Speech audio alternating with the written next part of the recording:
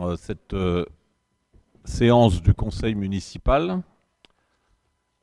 Et comme d'habitude, je vais procéder à l'appel des conseillers municipaux. Alors, comme à chaque fois, ça commence par moi, donc je suis présent.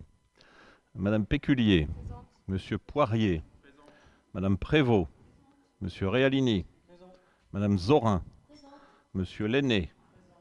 Madame Bosser, Présent. Monsieur Orlando, Présent. Madame Naline, qui a donné pouvoir à Madame Prévost. Il faut que j'aille au bout de la ligne. Monsieur Chana, pardon. Madame Le Galoudec, Monsieur Deveau, Madame Pagès, Monsieur Farcy, Madame Goubert, Monsieur Lemantec, Madame Marnat, Monsieur Essel, Madame Lano, Monsieur Félix, qui a donné pouvoir à Madame Goubert, Madame Mercadal, Monsieur Rodin, qui a donné pouvoir à Monsieur Essel, Madame Bemrandan, Monsieur Patrice, Madame Griveau-Richard, Monsieur Jobert, Madame Quérault, qui n'est pas encore arrivée, donc absente pour l'instant, Monsieur Favre, Madame Marchetti, Monsieur Combe, qui a donné pouvoir à Monsieur Favre, Madame Labertrandi et Monsieur Bosquillon. Il nous faut nommer un secrétaire de séance. Est-ce qu'il y a une ou un volontaire?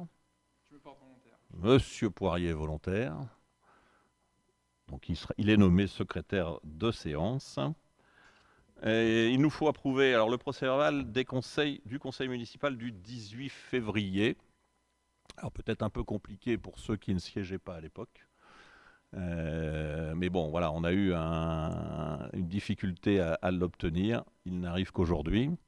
De même que celui de l'installation n'arrivera qu'au prochain conseil municipal. Et donc nous en voterons deux, je pense, au prochain conseil municipal.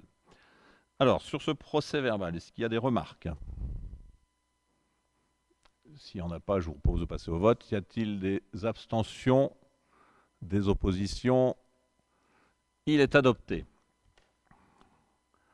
Bien, une séance ce soir principalement consacrée à la dénomination et à la constitution de nos commissions et à la désignation de nos représentants auprès de diverses instances, écoles, etc., etc. Et donc la première constitution de commission est la commission Finances, Administration Générale et Ressources Humaines, qui sera constituée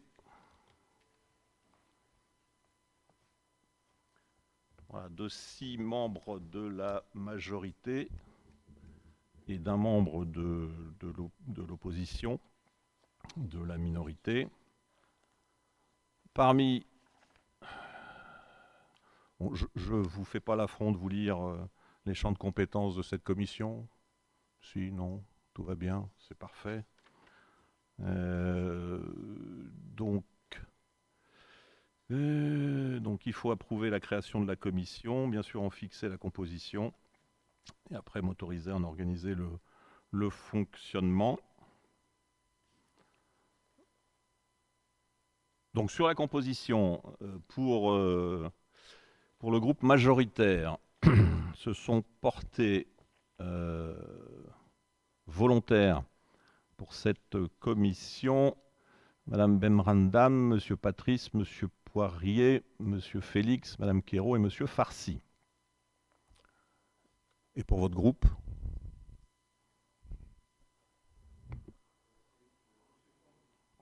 Monsieur Combe.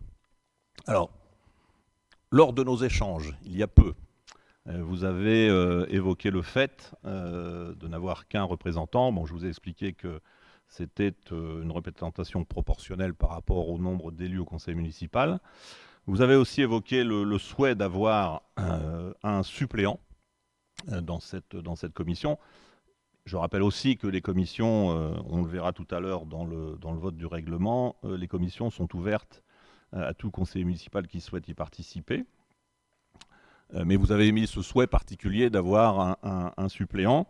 Donc ça ne nous pose pas de souci particulier. Il faut simplement peut-être qu'on l'indique après dans le corps de la délibération, que pour votre groupe, il y a un titulaire et un suppléant.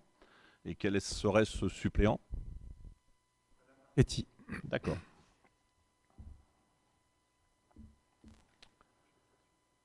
Alors, les votes se font au scrutin public, à part si un tiers du conseil municipal souhaite un vote à bulletin secret.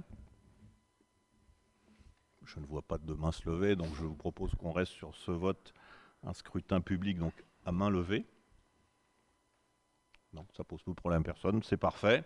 Donc pour la composition de la constitution et la composition de cette commission, y a-t-il des voix pour? Parfait, c'est l'unanimité.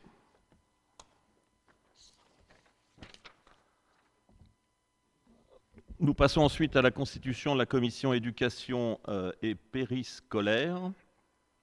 Se sont portés volontaires, si je puis dire, pour le groupe majoritaire, Madame Prévost, Madame Le Galoudec, Madame Zorin, Madame Pagès, Madame Lano et Madame Naline. Et pour votre groupe, donc sur le même principe, hein, un titulaire, un suppléant. Madame Marchetti, en suppléant Monsieur Favre. D'accord, Madame Marchetti.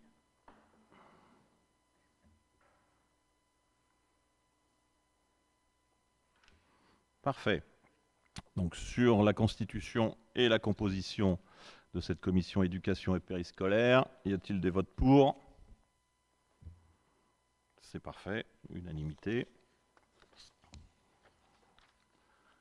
Sur la constitution de la commission démocratie locale et animation, donc pour le groupe majoritaire, se sont portés, je dirais, volontaires, Madame Lano, Madame Bossert, Madame Mercadal, Madame Naline, Madame Marna, Madame Prévost et Monsieur Patrice. Ça en fait 7, ça.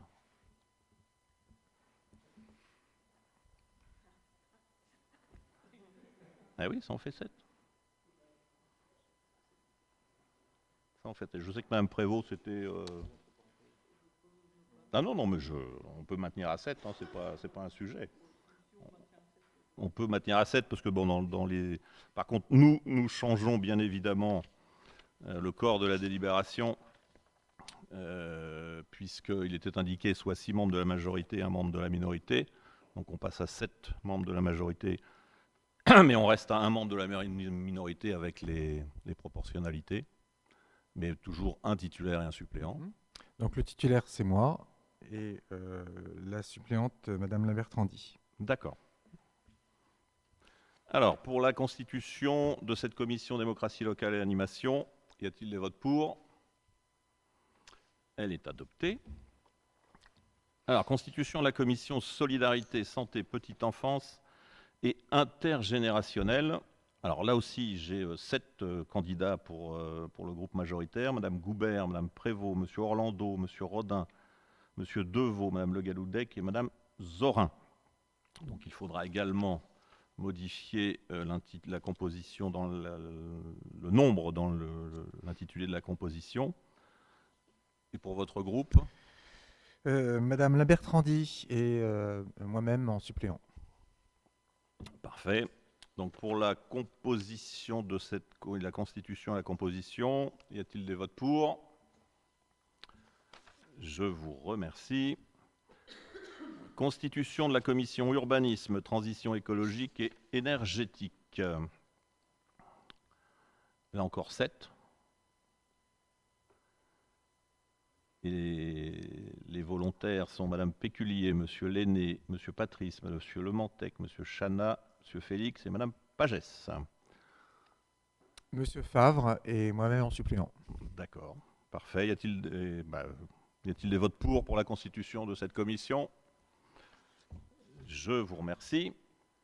Alors là, une commission qui a remporté un fort succès, la commission jeunesse, sport, culture et association, où là il y a 11 membres de la majorité qui ont souhaité y participer. Et donc pour le coup, ce sera 2 membres de l'opposition, de la minorité, là en titulaire. Et donc les noms sont Madame Goubert, Monsieur Patrice, Madame Lano, Madame Bosser, Monsieur Poirier, Monsieur Orlando, Monsieur Rodin, Madame Marna, Madame Le Galoudec, Madame Quérault et Madame Naline. Madame Marchetti et Monsieur Favre. Très bien. Sur la constitution de cette commission, y a-t-il des votes pour? Merci. Constitution de la commission patrimoine communal et travaux. Donc les 6 personnes qui ont souhaité y participer sont Monsieur Lenné, Monsieur Lemantec, Madame Griveaux, Madame Le Galoudec, Monsieur Essel et Monsieur Realini. Et pour vous? Moi-même et Monsieur Combe comme suppléant. D'accord.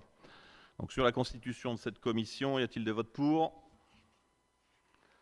Je vous remercie.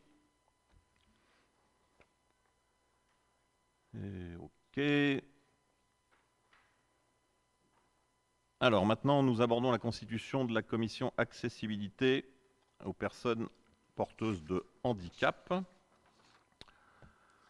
Et dans la constitution de cette commission, je cherche le nombre de membres. Je crois que c'est 6 de mémoire.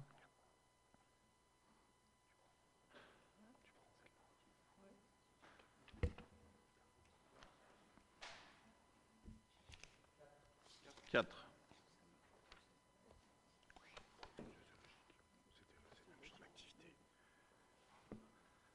D'accord. Ok.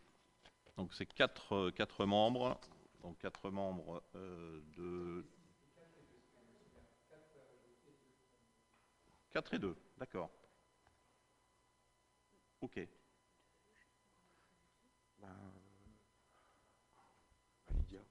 qu'on en est sûr? Parce que j'ai un doute, mais... 4 et 2 Ben oui, c'est pour ça.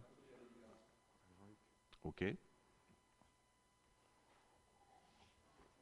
Alors là, je vais demander une interruption de séance parce que j'ai pléthore de noms. Comment? Ben oui, pour ça aussi. J'ai un doute sur cette composition. Donc je demande une interruption de séance pour qu'on vérifie tout ça. Tout le monde est d'accord pour l'interruption de séance? C'est parfait. Pardon, monsieur le maire, est-ce que vous pourriez confirmer? Donc il y aurait combien de places pour la minorité? D'accord.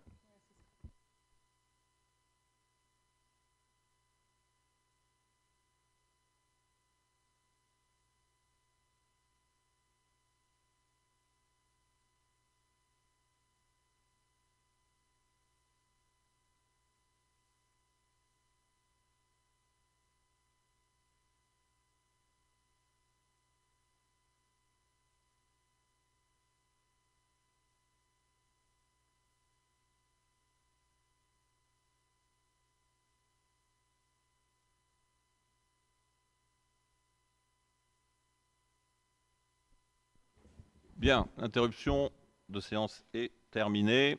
Effectivement, dans les délibérations qui étaient juste après, cette commission est composée de 7 membres, dont la répartition, c'est 6 élus de la majorité et 1 de la minorité.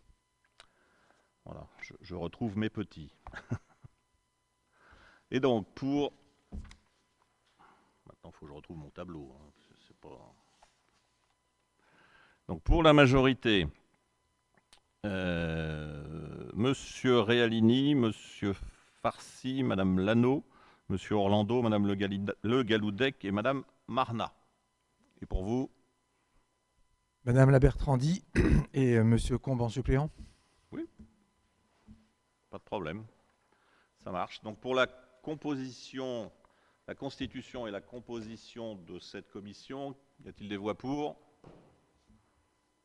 Je vous remercie.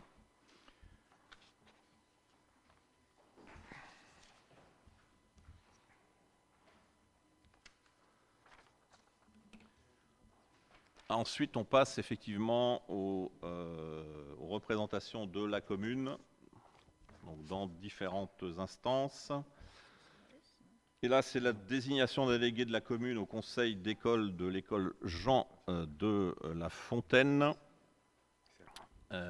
Et c'est Madame Naline qui s'est portée volontaire. Y a-t-il des votes pour? Merci. Ensuite, la désignation d'un délégué de la commune au conseil d'école de l'école Jacques Prévert. C'est Madame Le Galoudec qui s'est portée volontaire. Y a-t-il des votes pour? Parfait, je vous remercie. La désignation d'un délégué de la commune au conseil de l'école Jules Ferry. Et c'est Madame Prévost qui s'est portée volontaire. Y a-t-il des votes pour?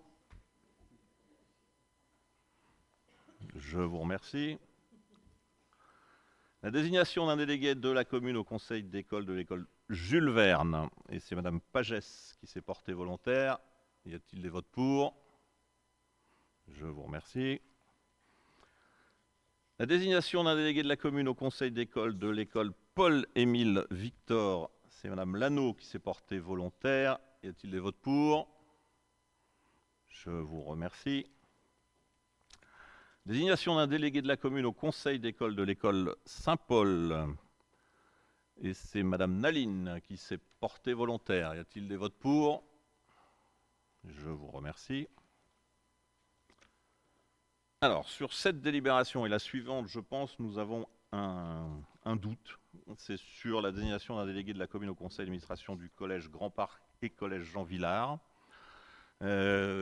Puisqu'on a un doute sur le fait qu'il faille nommer un titulaire et un supplément, donc c'est ce que nous allons faire malgré tout. Ce n'est pas ce qui est écrit dans le corps de la délibération, puisqu'on indique qu'on va nommer un représentant, un seul, donc au conseil d'administration. Donc je vous propose de modifier cette délibération et la suivante en ajoutant un titulaire et un suppléant. Et concernant donc le collège Grand Parc, en titulaire vous seront proposés Madame Prévost et en suppléant Madame Griveaux. Est-ce qu'il y a des votes pour? Je vous remercie.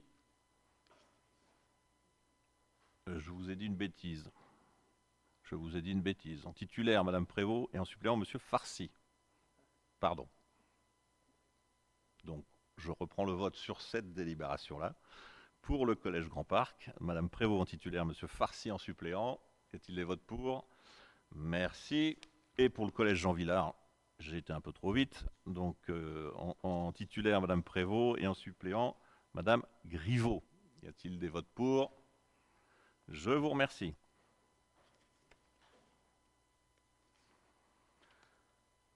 Ensuite, il nous faut désigner un délégué de la commune au conseil d'administration du lycée Sonia Delaunay. Et là, je sais qu'il n'y a pas de suppléant, donc c'est un titulaire. Et je vous propose le nom de Madame Mercadal. Y a-t-il des votes pour? Je vous remercie. Il faut désigner maintenant un délégué de la commune au conseil de vie sociale du village d'enfants de Cesson. Et Madame Lano s'est portée volontaire. Y a-t-il des votes pour? Je vous remercie.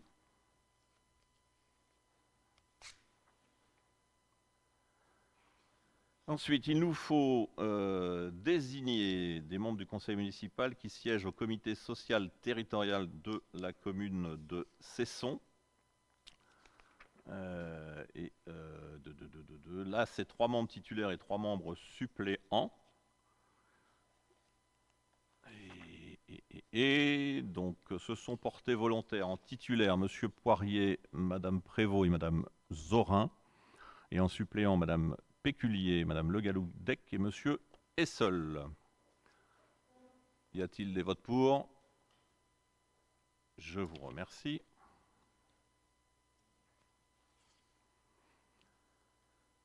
Alors, il nous faut désigner les représentants au syndicat intercommunal de Cesson et Vers-Saint-Denis.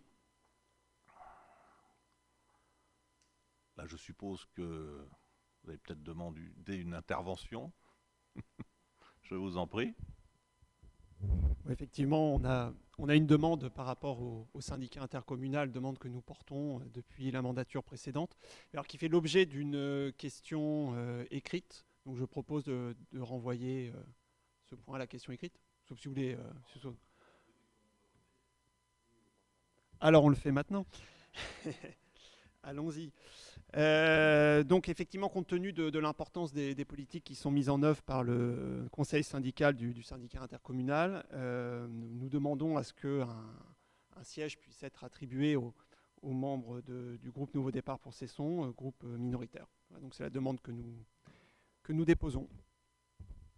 Alors bon, vous connaissez mon point de vue là-dessus. En plus, en me replongeant, c'est vrai que parfois ma mémoire me fait défaut, mais en me replongeant dans des archives qui datent de 2008, j'avais fait la même demande à l'époque quand j'étais dans l'opposition. Donc je me verrais mal aujourd'hui vous dire il n'en est pas question.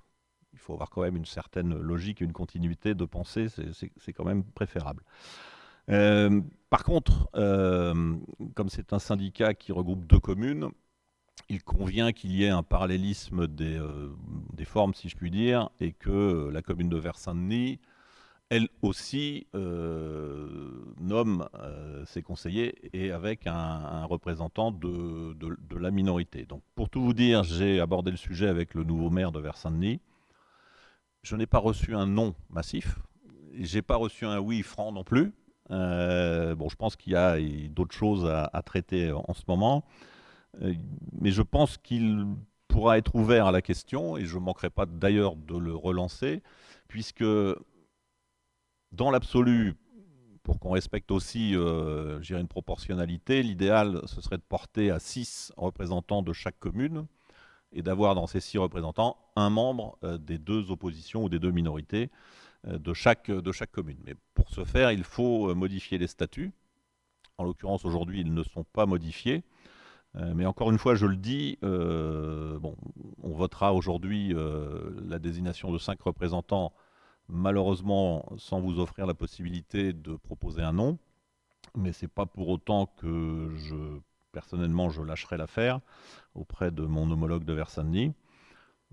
Bon, sincèrement, je pense qu'il sera, enfin en tout cas je l'espère, ouvert à cette discussion.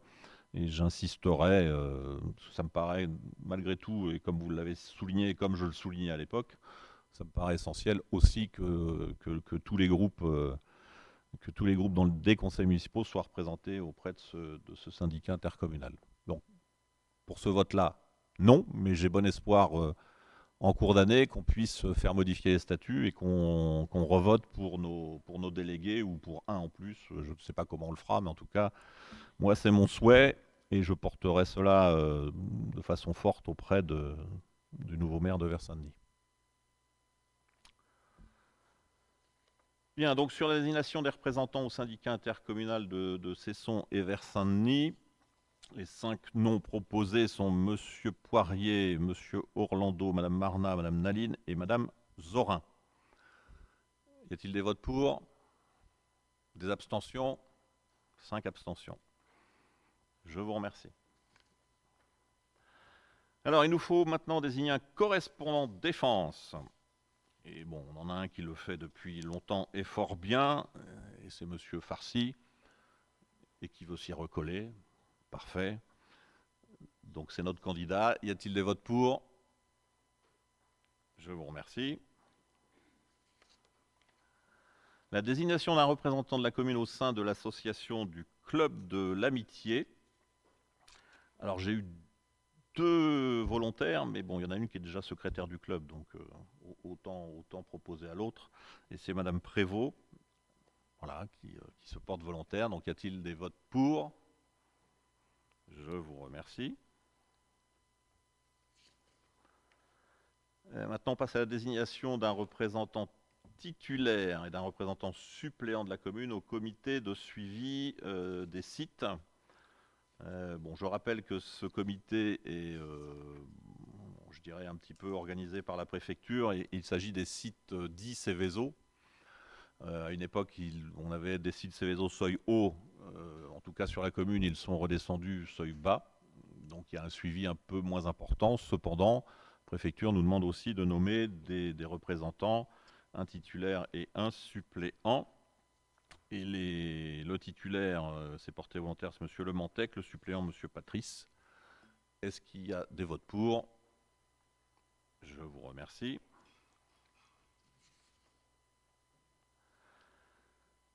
Alors, il nous faut nommer un représentant au groupement d'intérêt public ID 77. Quelle drôle d'idée. En fait, c'est un GUP qui est surtout émanant du conseil départemental. C'est pour de l'ingénierie départementale. Voilà, si on veut faire appel à eux, c'est un support tout à fait intéressant. Et bien évidemment, ils nous demandent d'y nommer un représentant. Et M. Patrice s'est porté volontaire. Y a-t-il des votes pour? Je vous remercie.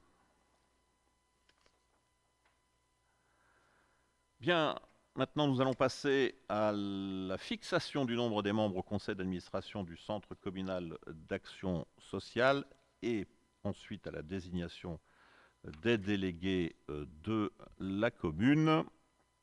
Et donc, nous décidons de fixer le nombre des membres du conseil d'administration du CCAS à 5 membres élus et 5 membres nommés. Et dans la même délibération, on procède à l'élection de 5 représentants du conseil municipal au CCAS. Voilà.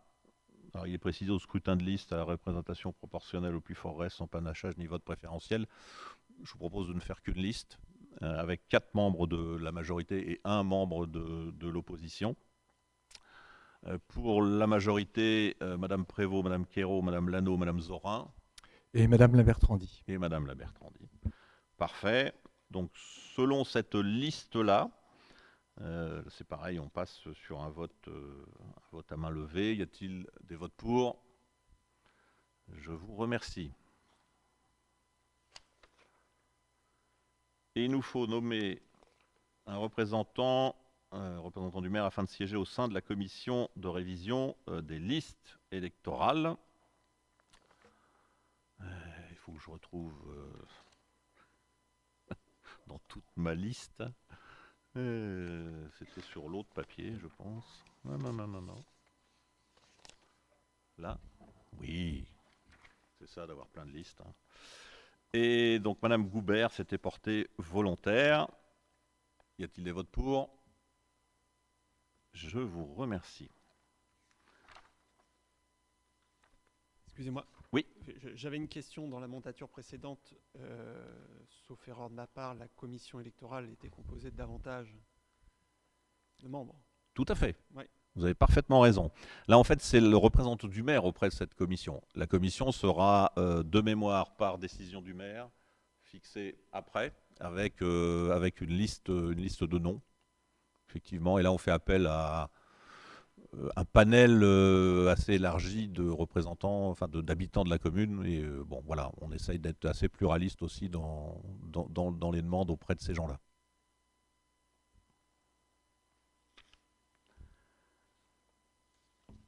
Voilà, ensuite, alors je vais faire un peu de ménage parce que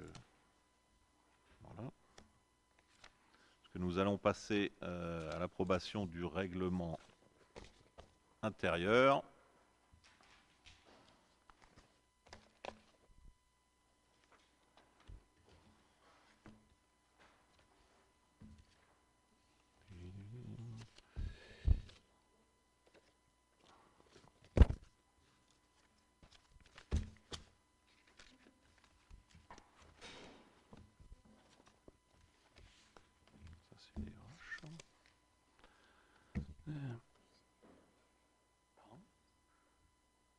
Oui. Et donc, Madame Quérault nous rejoint. Voilà, l'heure est notée. Donc, le règlement intérieur. Bon, est-ce qu'il est utile que je vous en fasse lecture? Peut-être. Oui, non? Ou on aborde les articles qui... Oui, on préfère procéder comme ça. Eh bien, procédons comme ça. Eh bien, écoutez, je vous cède la parole directement. Voilà, comme ça, sur les articles sur lesquels on a effectivement déjà discuté, mais qui vous posaient souci.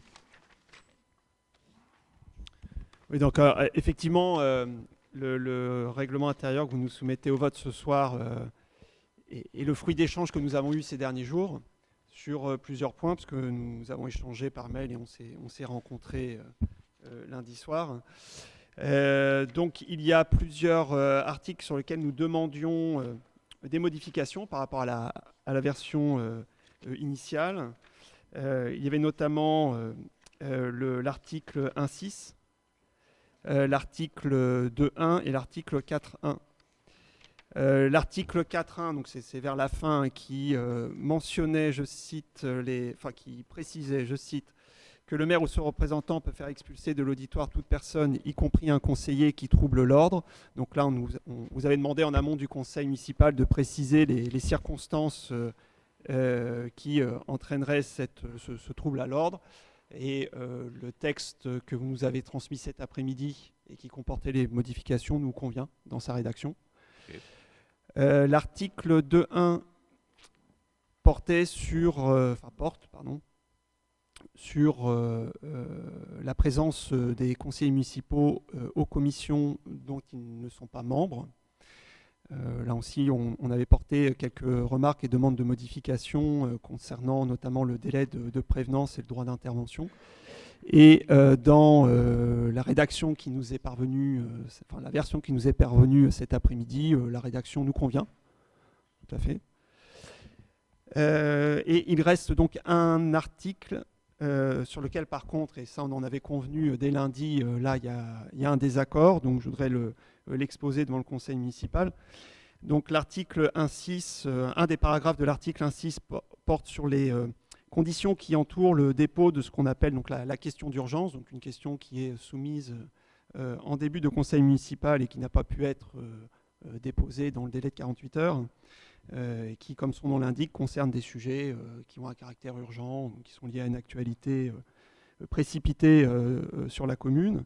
Donc dans la version qui est proposée, les termes sont ainsi posés. Je cite, la liste détaillée des questions est présentée et soumise à l'accord préalable du conseil municipal à l'ouverture de la séance. Alors cette disposition n'est pas une obligation légale sauf erreur de notre part, c'est un choix, c'est-à-dire que dans les textes du Code général des collectivités territoriales, il n'est pas précisé qu'elle doit faire l'objet d'un vote du conseil municipal. Donc nous demandons à ce que ce vote du conseil municipal soit retiré afin que d'éventuelles questions que nous serions amenés à déposer ne soient pas filtrées, tout simplement. Et donc nous proposons l'amendement suivant en termes de rédaction. Donc, nous proposons la reformulation suivante, la liste détaillée des questions est présentée à l'ouverture de la séance. Voilà, sans mentionner la suite du vote par les membres du conseil municipal, sachant que la suite de l'article, le paragraphe suivant indique que le maire peut reporter la question au conseil municipal suivant dans la mesure où il estime avoir besoin d'un délai pour apporter les informations nécessaires. Voilà. Donc je répète, on propose l'amendement suivant, une reformulation. La liste détaillée des questions est présentée à l'ouverture de la séance. Oui, donc on est d'accord que c'est des sujets d'actualité ou d'urgence, hein. Nous sommes tout à fait d'accord. Moi je trouve qu'il est important malgré tout que le conseil municipal, et c'est le maire qui fixe l'ordre du jour du conseil municipal, mais que le conseil municipal reste, je dirais, reste décideur de ce qui va être débattu ici même. Par contre, ce que je vous propose, parce qu'il est vrai que quand on dit que la liste détaillée est présentée et soumise à l'accord préalable, donc s'il n'y a pas accord, la question n'est pas abordée. Et c'est ça qui vous pose souci. Parce qu'il s'agit effectivement de questions d'urgence ou de questions d'actualité. Moi, je reste... J'ai aucun doute sur les questions que vous seriez amenés à poser, puisque c'est arrivé de mémoire 2 fois, non une fois où on n'a pas été d'accord pour l'inscrire à l'ordre du jour, et l'autre fois où nous étions d'accord. Et la fois où nous n'étions pas d'accord, c'est que, de mémoire, il y avait une réunion publique d'organiser peu après, et donc on avait estimé que ce n'était pas la peine de faire deux fois les choses, de mémoire, hein, mais je peux me tromper. Ce que moi je vous propose... La réunion avait lieu avant. Avant ? Oui. Le conseil municipal était après la réunion publique. C'était après la réunion publique. Donc voilà, donc c'était pour ne pas refaire la réunion publique lors du conseil municipal. Ce que je vous propose, on peut très bien modifier et écrire qu'en cas de refus du conseil municipal, la question, Voilà, la question sera traitée, enfin une réponse sera amenée dans la semaine ou voilà, ça c'est pas un sujet. Mais enfin moi je tiens absolument à ce que le conseil municipal reste maître des sujets qui sont débattus en son sein. Voilà. Oui, je me permets juste une remarque. L'ordre du jour est décidé par le maire, il n'est pas voté par le conseil municipal. Non. Les autres points à l'ordre du jour ne sont pas mis au vote. C'est vrai, tout à fait. Tout à fait. Donc, enfin, on peut mettre aux voix votre amendement. Hein. C'est pas un sujet, ça. Nous le souhaitons. J'ai bien compris. Mais en tout cas, moi, je souhaite que le règlement intérieur reste tel qu'il a été rédigé et modifié à votre demande sur de multiples articles, enfin sur quelques articles. Et je souhaite qu'il reste en l'état ou de sa dernière version. Voilà. Mais en tout cas, on va mettre aux voix votre amendement de modifier tel que vous l'avez dit. Voilà, donc sur l'amendement proposé par le groupe d'opposition, est-ce qu'il y a des votes pour? Des abstentions? Il est rejeté. Et donc si vous n'avez pas d'autres interventions... Nous n'avons pas d'autres demandes d'amendement. D'accord. Je rappelle au public que, voilà, pas d'intervention, pas de gesticulation, voilà, qui viendrait troubler un petit peu l'ordre de ce conseil municipal. Donc, sur ce règlement intérieur, tel qu'il a été modifié et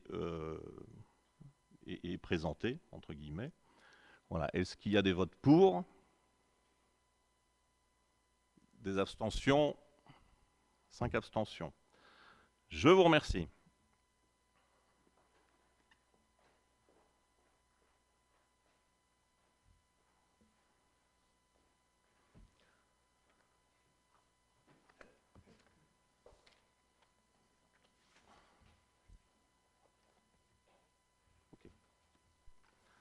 Alors maintenant, sur les indemnités versées aux élus.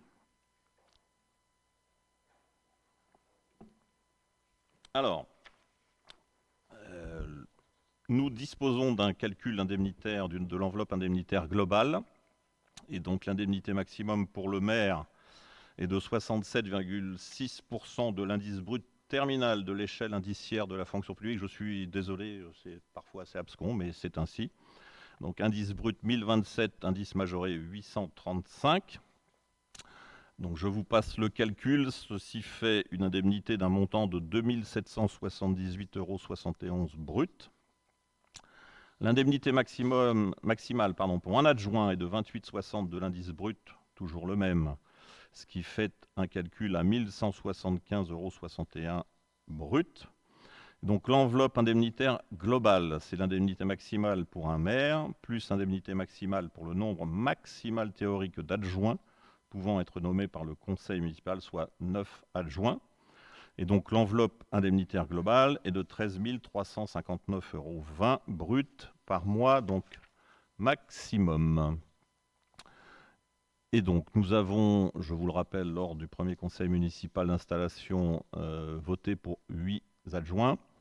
Et donc le calcul d'indemnité allouée aux élus pour le maire, donc 67,60%, soit une indemnité brute par mois de 2778,71 €. Pour chaque adjoint, donc 22,30, une indemnité brute par mois par élu de 916,65 €, soit une indemnité brute totale, si on multiplie par 8, de 7 333,20 €. Et pour chaque conseiller municipal délégué, 4,18%, soit une indemnité brute par mois par élu de 171,82 € et une indemnité brute totale par mois de 1890,02 €, ce qui fait un total d'indemnité brute par mois de 12 001,93 €. Donc nous ne dépassons pas bien évidemment l'enveloppe indemnitaire globale qui était de 13 359,20 €. Voilà, et nous décidons donc de fixer les indices bruts tels qu'ils ont été dits et d'allouer aux 8 adjoints et aux 11 conseillers municipaux délégués les indemnités décrites juste avant. Est-ce qu'il y a des questions? Monsieur Favre. Simplement pour indiquer que notre groupe ne participera pas à ce vote, car nous estimons que c'est D'accord. une affaire interne à la majorité. Ok. Et donc sur cette délibération, est-ce qu'il y a des votes pour? Je vous remercie.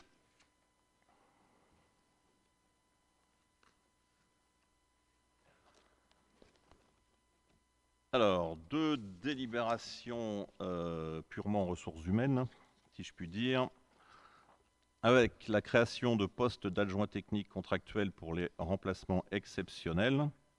Donc, il vous est proposé de créer des postes d'adjoints techniques contractuels du 2 avril 2026 au 31 août 2026 pour un total de 316 heures 50. Et c'est un renfort qui pallie à l'absence temporaire d'agents titulaires pour formation, enfants malades, événements familiaux, rendez-vous médical, etc., incidents, donc sur le temps de restauration scolaire et d'entretien des locaux. Est-ce qu'il y a des questions? Je propose de passer au vote. Y a-t-il des abstentions? 5. Des votes contre? C'est pour changer un peu. Je vous remercie. Et ensuite, création... non, ça c'est le même. Taqueta, taqueta.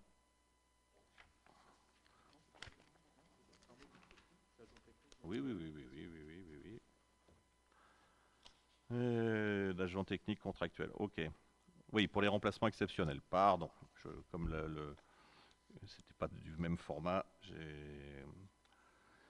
Ok, donc on propose de créer pour des besoins de la direction de l'éducation, de créer des postes d'adjoints techniques contractuels à temps non complet pour faire face à des remplacements exceptionnels sur le temps de restauration et d'entretien des locaux. Ben non, c'est la même.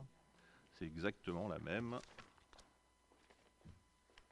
C'est bien ce qui me semblait. Ouais, c'est bien ce que j'avais vu. Ouais. Donc, création de postes d'adjoints techniques contractuels pour la direction de l'éducation. On y est. Suite donc à un congé de maternité d'un agent au sein de la direction de l'éducation, il convient de créer un poste d'adjoint technique contractuel pour la période du 14 avril 2026 au 12 octobre 2026 pour un total de 730 heures. Voilà. Est-ce que vous avez des questions sur cette délibération? Si on n'a pas, je vous propose de passer au vote. Y a-t-il des abstentions? 5. Des oppositions? Je vous remercie.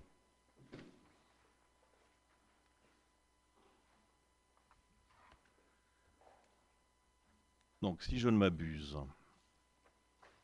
l'ordre du jour, nous sommes arrivés à sa fin. Voilà, ma mémoire était bonne. Et donc, écoutez, je propose de passer aux questions orales que vous m'avez transmises, même s'il y en a une où on a déjà une réponse. Mais Oui, je vais vous en quand même prie. la lire intégralement. Et Pas de puis, problème. effectivement, vous avez déjà répondu à une partie de cette question. Donc, ces questions portent sur des propositions autour de la démocratie municipale et son développement. Donc, je lis la question. Le renforcement des mécanismes démocratiques est un objectif que nous défendons et que les citoyens demandent. Lors du conseil municipal du dimanche 22 mars 2026, nous avons fait les 3 propositions suivantes. Première proposition, la possibilité pour les citoyens de faire inscrire un point à l'ordre du jour du conseil municipal. Des communes de plus en plus nombreuses l'ont déjà mise en œuvre avec succès. Deuxième proposition, la représentation des groupes minoritaires au sein du conseil syndical du syndicat intercommunal. Compte tenu de l'importance des politiques publiques confiées à ce syndicat et des budgets en jeu, la représentation de l'opposition constitue un enjeu démocratique non négligeable. Troisième proposition, un débat régulier en conseil municipal sur les orientations et projets de GPS qui concernent notre commune. C'est en effet au sein de l'intercommunalité que se jouent des aspects essentiels de l'avenir de notre territoire. Il est indispensable que notre conseil municipal puisse en débattre et donne mandat à nos 2 délégués d'y défendre nos intérêts. Vous engagez-vous, monsieur le maire, à mettre en œuvre ces 3 propositions? Merci. Je vous en prie. Alors, concernant le fait qu'effectivement un citoyen puisse demander l'inscription d'un point à l'ordre du jour, donc ça, c'était effectivement dans votre programme. Voilà, c'était pas dans le nôtre. Donc moi, je reste sur le fait que chacun peut venir au conseil municipal et à la fin poser toutes les questions ou demander tous les éclaircissements qu'il souhaite avoir sur ce qui se passe sur la commune. Et donc je ne souhaite pas particulièrement que des points puissent être inscrits à l'ordre du jour. Voilà. Et concernant le débat régulier sur ce qui se passe à Grand Paris Sud, encore une fois, je rappelle que les séances de conseil communautaire et de bureau communautaire sont publiques, qu'elles sont retransmises sur YouTube, donc elles sont parfaitement accessibles à qui veut savoir ce qu'il s'y passe. Je rappelle également que ce n'est pas le conseil municipal qui a désigné ces 2 représentants au sein de l'agglomération, mais ça fait partie des élections municipales et communautaires. Donc c'est les habitants de Cesson qui ont élu leurs 2 représentants. Pour autant, je suis tout à fait ouvert à ce que, quand des sujets particulièrement importants sont abordés à Grand Paris Sud, qu'on puisse alors l'évoquer en conseil municipal, pourquoi pas, ou sinon lors de réunions un peu plus selon les sujets en fait, et selon les quartiers ou pas concernés, qu'on puisse organiser des réunions publiques sur ces sujets-là. Si vous avez déjà vu les ordres du jour de Grand Paris Sud, c'est conséquent. Donc j'imagine bien que votre question n'était pas simplement de balayer les ordres du jour de Grand Paris Sud, parce que sinon ce serait un peu compliqué en amont des conseils municipaux. Mais je peux tout à fait entendre que certains sujets, comme notamment, allez, on va dire au hasard, les eaux potables et les eaux usées, j'ai bien dit au hasard, on est tous concernés parfois par les actions de Grand Paris Sud. Et selon, ce n'est qu'un exemple, hein, je ne veux pas le prendre en particulier, mais ce n'est qu'un exemple. Et donc selon ça, oui, on peut, suivant ce qui va être discuté ou parfois décidé à Grand Paris Sud, mais c'est mieux de le faire avant, avoir ces discussions ici, ou je le répète, en d'autres endroits, puisque il me semble intéressant que toute la population puisse y être associée. Alors, je sais que les conseils municipaux sont ouverts au public, mais d'avoir des sujets spécifiques lors de réunions, soit de réunions de quartier, soit de réunions un peu plus vastes, ça me paraît, sur certains sujets, oui, tout à fait intéressant. Voilà, j'espère que j'ai répondu, non pas selon vos souhaits, mais voilà, selon l'intérêt que vous avez porté à ces sujets. Bien, et comme je l'ai dit tout à l'heure, et que le public est venu nombreux, et s'il souhaite la parole, je lui la donne bien volontiers. Bon, écoutez, je ne vois pas de main se lever. Donc il me reste à vous remercier pour votre présence, et puis à vous souhaiter une bonne fin de soirée, et à vous donner rendez-vous dans 15 jours. Merci.